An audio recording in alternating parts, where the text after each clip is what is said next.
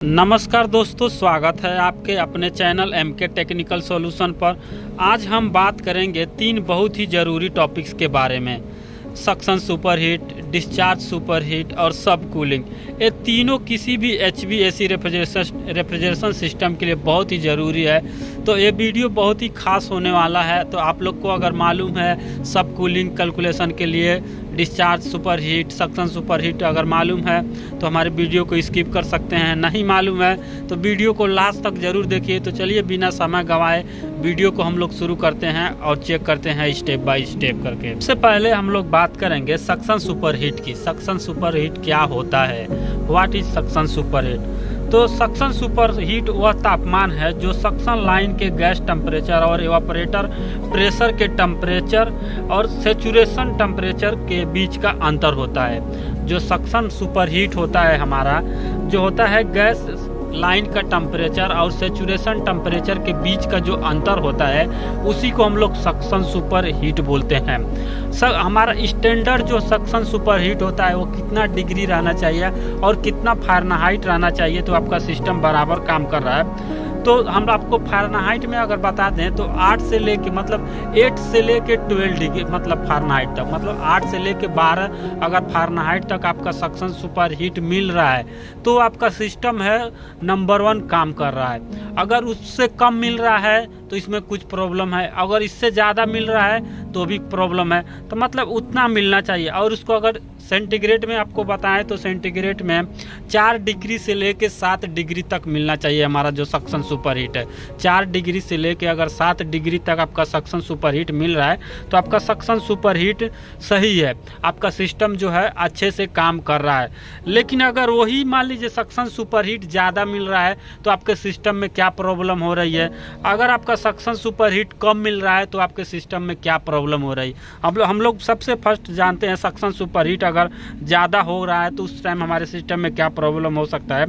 System में ज़्यादा heat आ रही है, हो सकता है कि आपका जो सिस्टम है कैपेसिटी से ज़्यादा उसको लोड है। जैसे कि अगर 2 टन का कैपेसिटी है तो उसको हम लोग 5 टन का कैपेसिटी लोड देंगे तो उस टाइम हमारा क्या होगा, सक्शन सुपरहीट बढ़ जाएगा। दूसरा हो सकता है कंप्रेसर पर ज़्यादा लोड पड़ रहा है, कंप्रेसर पे आपके ज़्यादा लोड पड़ रहा है। हो सकता है कि इसमें जो उसका डिस्चार्ज प्रेशर ज़्यादा बढ़ रहा है जिसके वजह से क्या हो रहा है कि बराबर से आपका कंडेंसेशन नहीं होगा, और बराबर से कंडेंसेशन नहीं होगा तो कंडीशन में क्या होगा, आपका सब कूलिंग बढ़ेगा। जब सब कूलिंग बढ़ेगा तो आपका सुपरहीट भी बढ़ेगा। तो इसका मतलब होगा आपके कंप्रेसर पे लोड है। इससे क्या होता है कि हमारा जो सक्शन सुपरहीट ज़्यादा हो जाता है। अब हम लोग समझते हैं अगर सक्शन सुपरहीट कम है तो क्या प्रॉब्लम हो सकती है। सक्शन सुपरहीट अगर कम रहेगा तो उस टाइम क्या होगा कि लिक्विड स्वेलिंग का खतरा बढ़ जाता है। अगर सक्शन सुपरहीट कम आएगा तो उस टाइम क्या होगा कि आपके कंप्रेसर में लिक्विड आने का चांस बना रहता है। तो इससे क्या होता है कि इसका रीज़न क्या होता है कि जब आपका सिस्टम चलता है और आपका सिस्टम कट अप नहीं होता है, या तो जो आपका थर्मल एक्सपेंशन वाल जो TXV है वो ज़रूरत से ज़्यादा ओपन हो रही है, तो उस कंडीशन में क्या होता है कि लिक्विड ज़्यादा फ्लो होता है और आपका जो कूलिंग डिमांड के हिसाब से नहीं होता है। तो उस टाइम क्या होता है आपके सिस्टम में लिक्विड आएगा तो उस कंडीशन में क्या होगा कि आपका सक्शन सुपरहीट लो हो जाएगा।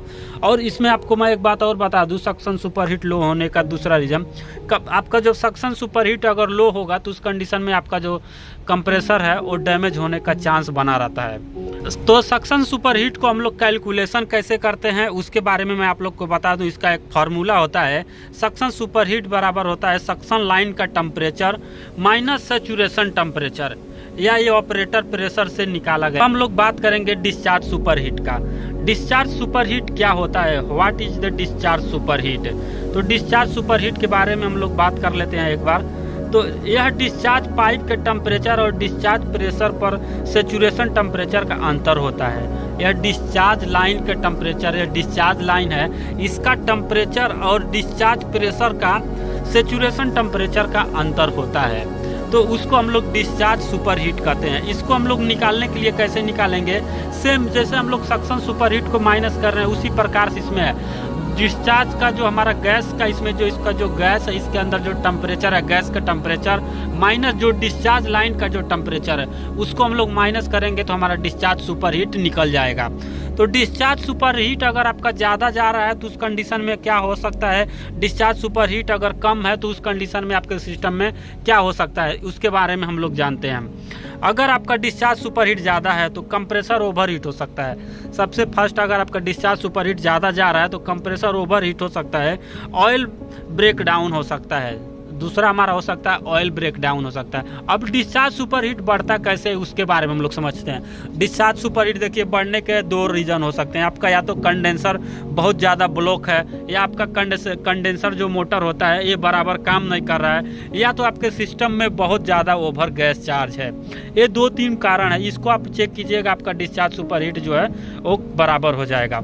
अगर आपका डिस्चार्ज सुपर हीट बहुत कम जा रहा है तो उस कंडीशन में क्या हो रहा है कि अगर आपका डिस्चार्ज सुपर हीट कम जा रहा है तो यानी कि आपके सिस्टम में गैस कम है, या तो आपका जो सक्शन सुपर हीट बहुत ज़्यादा डाउन हो गया है, मतलब लिक्विड फ्लो हो रहा है, उस कंडीशन में भी आपका suction discharge super heat down होता है। इसके बाद अब हम लोग समझते हैं सब कूलिंग को। सब कूलिंग हम लोग कहाँ से कैलकुलेशन करते हैं, जो हमारे कंडेंसर का जो आउटलेट लाइन होता है, यहाँ पे देख सकते होंगे कि जो हमारा ये कंडेंसर का आउटलेट लाइन है, जो ड्रायर के पहले हम लोग इसी लाइन में सब कूलिंग को कैलकुलेशन करते हैं। जो हमारा कंडेंसर से आउटलेट लाइन निकला है, जहाँ कंडेंसर से आउटलेट लाइन निकला, हम लोग उसी लाइन पे सब कूलिंग को कैलकुलेशन करते हैं। तो सब कूलिंग क्या होता है, what is the sub cooling? यह लिक्विड लाइन के टेम्परेचर और लिक्विड प्रेशर पर सेचुरेशन टेम्परेचर के बीच का अंतर होता है। जो हमारा सब कूलिंग होता है, यह लिक्विड लाइन के टेम्परेचर और लिक्विड प्रेशर पर सेचुरेशन टेम्परेचर के बीच का अंतर होता है। इसको हम लोग सब कूलिंग कहते हैं। इसको मापने के लिए कि हम लोग क्या करेंगे, सेचुरेशन टेम्परेचर लिक्विड लाइन का जो होता है, saturation temperature minus liquid line का टेम्परेचर, जो हमारा ये लिक्विड लाइन है इसका सेचुरेशन टेम्परेचर और लिक्विड लाइन का टेम्परेचर माइनस करेंगे तो जो हमारा है सब कूलिंग निकल जाएगा। अब हम लोग सब कूलिंग अगर हमारा सिस्टम में कम है तो उस कंडीशन में क्या होगा, सब कूलिंग अगर ज़्यादा है तो हमारे सिस्टम में क्या होगा। तो सबसे फर्स्ट हम लोग सब कूलिंग ज़्यादा हम लोग समझते हैं।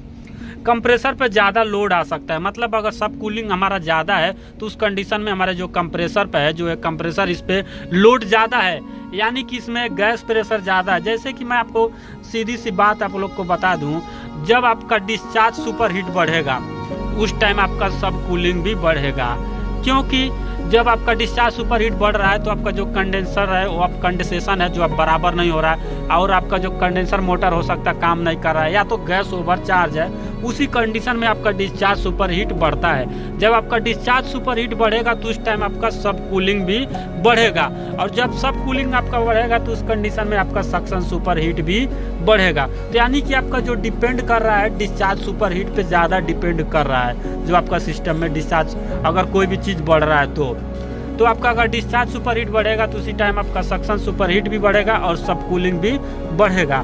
क्योंकि आपका डिस्चार्ज सुपर हीट अगर बढ़ता है तो उस टाइम क्या होता है कि आपका सिस्टम चलता है, लेकिन कंडेंसेशन बराबर नहीं होने के कारण से क्या होता है कि उसका जो गैस का जो हमारा 100% जितना लिक्विड बनना चाहिए उतना लिक्विड नहीं बनता है, और उस कंडीशन में क्या होता है कि सब कूलिंग जो है हमारा ज़्यादा बढ़ता है। सब कूलिंग अगर हमारा कम आ रहा है तो क्या हो सकता है, सब कूलिंग कम आएगा तो फ्लश गैस बन सकता है, फ्लैक्स गैस होता है, और कूलिंग एफिशिएंसी पर घट सकती है। जो हमारा अगर सब कूलिंग कम आएगा तो उस टाइम फ्लश गैस भी हो सकता है और कूलिंग एफिशिएंसी भी घट जाती है, जैसे सब कूलिंग अगर हमारा लो जाएगा तो सब कूलिंग लो जाएगा। जैसे कि मैं आप लोग को बताया, सब कूलिंग जैसे कि अगर डिस्चार्ज सुपर हीट लो जा रहा है तो यानी कि आपके सिस्टम में गैस कम है, या तो आपका जो एक्सपेंशन वाल है उसको जो जैसे कि सिस्टम में अगर आपके सिस्टम को कटअप नहीं मिलेगा तो उस टाइम क्या होता है कि कंटिन्यू रनिंग होने से क्या होता है कि आपका जो कंप्रेसर में लिक्विड आने लगेगा। जब कंप्रेसर में आपका लिक्विड आएगा तो उस कंडीशन में क्या होगा कि आपका जो कंप्रेसर डिस्चार्ज करेगा